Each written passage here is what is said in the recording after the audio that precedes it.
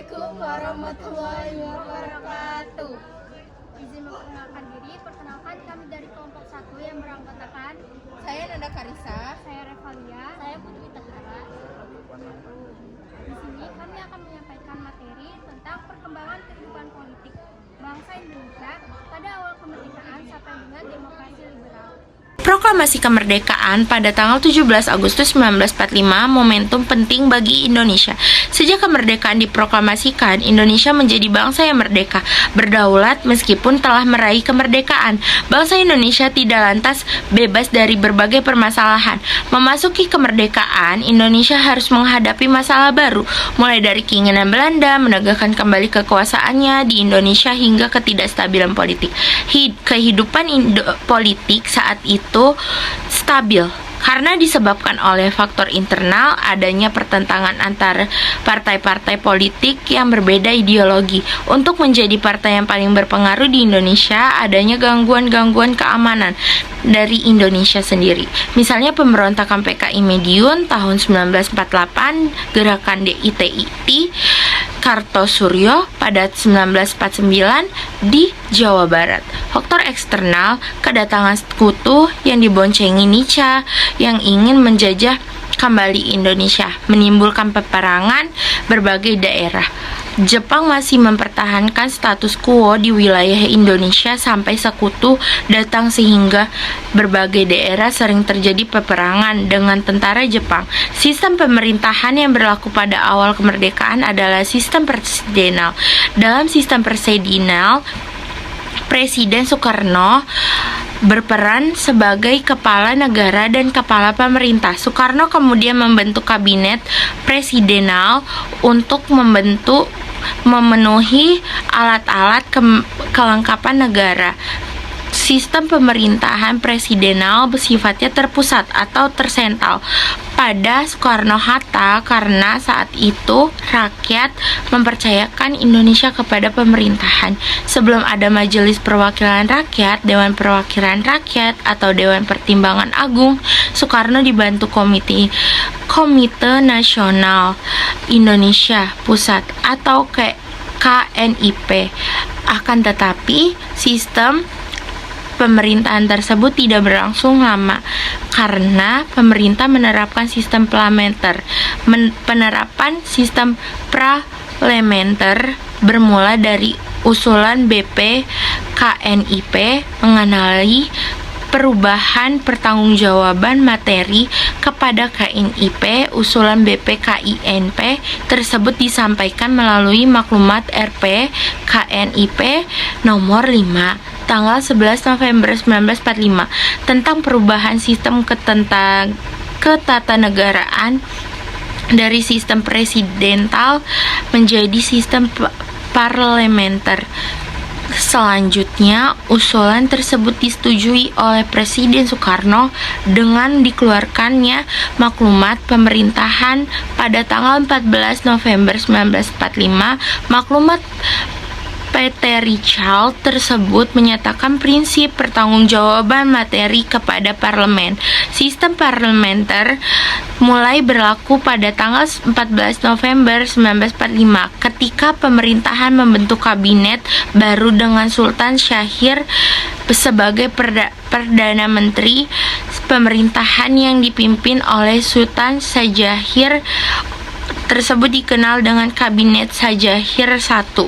Pada masa awal kemerdekaan juga terjadi perubahan fungsi KNIP. Pada masa itu, KNIP berfungsi sebagai pembantu presiden. Akan tetapi, sejak awal Presiden Muhammad Hatta mengeluarkan maklumat Wakil Presiden nomor X tanggal 16 Oktober 1945 tentang perubahan fungsi KNIP menjadi fungsi parlemen. Fungsi KNIP berubah menjadi majelis legislatif. Fungsi legislatif KNIP tersebut berlangsung selama MPR DPR belum terbentuk. Selanjutnya pada tanggal 14 Januari 1948 pemerintah memindahkan ibu kota negara dari Jakarta ke Yogyakarta.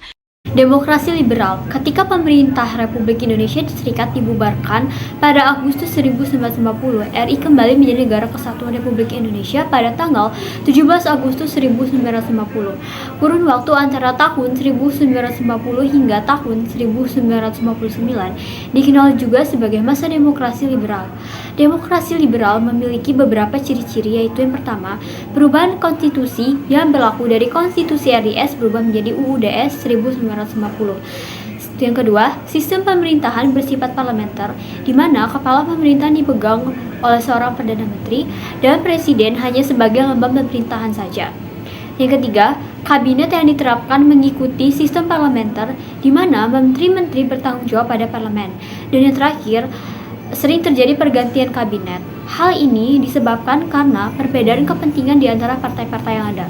Demokrasi liberal dikenal pula sebagai masa demokrasi parlementer yang menunjukkan peran parlemen sangat besar dalam perpolitikan Indonesia saat ini. Dalam kurun waktu antara 1950 hingga 1959, pemerintah Indonesia dipimpin oleh 7 kabinet yang bersifat parlementer. Banyaknya kabinet dalam waktu 9 tahun menunjukkan tingkat perkembangan konflik politik yang sangat tinggi. Hal itu berakibat pada jatuh bangunnya kabinet yang bermuara pada ketidakstabilan politik. Adapun kabinet-kabinet pada masa demokrasi liberal sebagai berikut. Yang pertama ada Kabinet Natsir. Muhammad Natsir merupakan Perdana Menteri pertama pada masa demokrasi liberal. Kabinet Natsir berlangsung pada 7 September 1950 hingga 21 Maret 1951. Program atau keberhasilan pada masa Kabinet Natsir yaitu yang pertama, membentuk DPRD di seluruh Indonesia, dan yang kedua, diterimanya Indonesia sebagai anggota PBB. Natsir menginginkan kabinet yang dipimpinnya bersifat nasionalis dengan koalisi dari berbagai partai. Akan tetapi, keinginan Natsir tersebut tidak terlaksana karena terjadi perebutan kursi antara PNI dan Masyumi di kabinet. Pada 22 Januari 1951, PNI melalui Hadikusumo mengeluarkan mosi tuntutan agar pemerintah mencabut peraturan pemerintah nomor 29 tahun 1950 tentang pemilihan anggota lembaga perwakilan daerah dan menggantinya dengan undang-undang baru yang lebih demokratis. Hal inilah yang menyebabkan Kabinet Natsir mengalami keruntuhan karena mosi Hadikusumo mendapat dukungan dari parlemen. Akhirnya, pada 21 Maret 1951, Kabinet Natsir mengembalikan mandat kepada Presiden Soekarno. Yang kedua, Kabinet Sukiman. Kabinet Sukiman berlangsung pada 26 April 1950 hingga 23 Februari 1952. Kabinet ini merupakan koalisi antara PNI dan Masyumi. Program kerja dari Kabinet Sukiman yaitu yang pertama, menyempurnakan alat-alat kekuasaan negara. Yang kedua, membuat dan melaksanakan rencana kemakmuran nasional dalam jangka pendek dan jangka panjang. Yang ketiga, menyelesaikan persiapan pemilu dan mempercepat pelaksanaan otonomi daerah. Yang keempat, menyiapkan UU tentang pengakuan serikat buruh, perjanjian kerjasama, penerapan upah minimum, dan penyelesaian pertikaian buruh. Yang kelima, menjalankan politik luar negeri bebas aktif. Dan yang terakhir, mengintegrasikan Irian Barat dalam wilayah RI secepatnya. Keberhasilan dari Kabinet Sukiman yaitu melakukan kerjasama keamanan antara RI dan Amerika Serikat, di mana RI mendapat bantuan ekonomi dan persenjataan dari Amerika Serikat. Namun, Kabinet Sukiman juga tidak mampu bertahan lama karena banyak hal yang ditentang oleh parlemen, termasuk dari Masyumi dan PNI sendiri. Masalah utama yang menjadi penyebab runtuhnya kabinet ini adalah kerjasama keamanan antara RI dan Amerika Serikat yang ditafsirkan bahwa Sukiman telah condong kepada blok barat, sehingga telah melanggar garis politik luar negeri Indonesia yang bebas aktif. Akhirnya, pada 23 Februari 1952, Kabinet Sukiman menyerahkan mandat kepada Presiden Soekarno. Yang ketiga ada Kabinet Wilopo. Kabinet Wilopo berlangsung pada 30 Maret 1952 hingga 2 Juni 1953. Kabinet Wilopo merupakan koalisi antara PNI dan Masyumi. Program atau keberhasilan pada Kabinet Wilopo yaitu yang pertama, menyelenggarakan pemilu untuk memilih anggota Dewan Konstituante, DPR, dan DPRD. Yang kedua, meningkatkan kemakmuran rakyat. Yang ketiga, membebaskan Irian Barat. Dan yang keempat, menjalankan politik bebas aktif. Salah satu aspek menarik dari Kabinet Wilopo adalah penerapan sistem zakon kabinet, yaitu kabinet terdiri atas menteri-menteri yang ahli di bidangnya.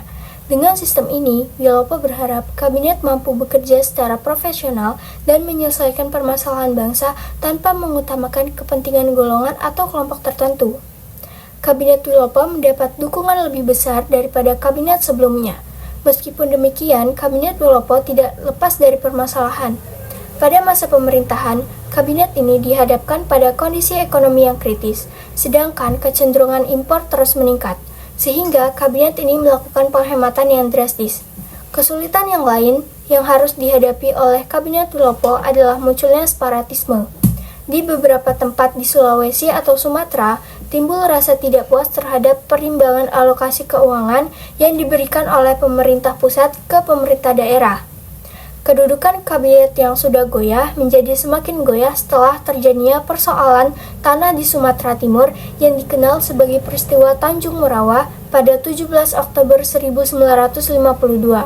Peristiwa ini terkait dengan pembebasan tanah milik Delhi Planters Vereniging atau DPV. Akibatnya terjadilah bentrokan senjata dan 5 orang petani terbunuh. Peristiwa itu mendapatkan sorotan tajam baik dari pers maupun dari parlemen. Akibat dari peristiwa ini, Sidik Kertapati dari Serikat Tani Indonesia atau SAKTI mengajukan mosi tidak percaya kepada parlemen melalui fraksi PNI. Mosi tersebut menyebabkan kabinet Wilopo mengembalikan mandatnya kepada Presiden Soekarno pada 2 Juni 1953. Yang keempat, ada Kabinet Ali Sosro Amijoyo I. Setelah mengalami krisis pemerintahan selama 58 hari, kabinet baru terbentuk dengan Mr. Ali Sosro Amijoyo sebagai Perdana Menterinya. Kabinet Ali I didukung oleh PNI dan NU yang muncul sebagai kekuatan politik baru. Kabinet Ali Sosro Amijoyo berlangsung pada 31 Juli 1953 hingga 24 Juli 1955. Kabinet Ali I ini masih harus menghadapi persoalan keamanan di daerah-daerah yang masih belum dapat dipulihkan, seperti DITII di Jawa Barat. Walaupun demikian, kabinet ini terus berupaya untuk melakukan persiapan pemilihan umum yang sudah dirintis pada masa pemerintahan Kabinet Wilopo. Panitia prestasi yang paling menonjol yang terjadi pada masa Kabinet Ali I adalah berhasil diselenggarakannya Konferensi Asia Afrika di Bandung pada tanggal 18 hingga 24 April 1955. Walaupun Kabinet Ali I merupakan kabinet yang paling lama memerintah selama masa liberal, namun pada akhirnya Kabinet Ali I ini harus berakhir sebelum berhasil menyelenggarakan pemilu.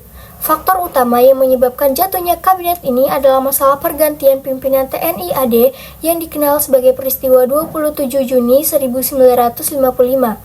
Akhirnya, pada 24 Juli 1955, Kabinet Ali Sosro Amijoyo I mengembalikan mandatnya kepada Presiden Soekarno. Kabinet Burhanuddin Harhab.